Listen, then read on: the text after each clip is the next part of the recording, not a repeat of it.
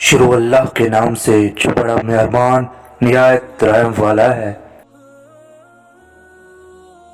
جب حکیم لقمان پڑھ کر فارغ ہو چکے تھے تو استاد نے کہا، لقمان آج ایک بکرا ذبح کرو اور اس میں سے جو سب سے اچھی چیز سمجھو ہمارے لیے پکا کے لاؤ۔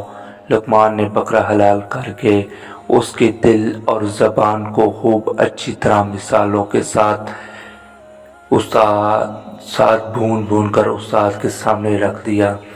استاد نے کھایا تو تعریف کر کے کہا کہ لقمان آج تم آدھے پاس ہو گئے ہو۔ دوسرے دن استاد نے فرمایا، آج پھر ایک بکرا ذبح کرو اور اس میں سے جو سب سے بری چیز پاؤ وہ ہمارے لیے تیار کر کے لاؤ۔ لقمان نے پہلے کی طرح پھر بکرا ذبح کیا اور دل اور زبان ہی کو چن لیا، مگر اس بار اس ترکیب سے پکایا کہ زبان میٹھی پکائی اور دل کڑوا، اور پھر دونوں کو ملا کر استاد کے سامنے لا رکھا۔ استاد نے کھایا تو مزہ پا کر بولے، لقمان یہ آج کیا پکا لائے؟ لقمان نے جواب دیا کہ حضور وہی دل اور زبان جو آپس میں موافق نہیں۔ استاد نے کہا کہ جاؤ اب تم بالکل پاس ہو گئے ہو۔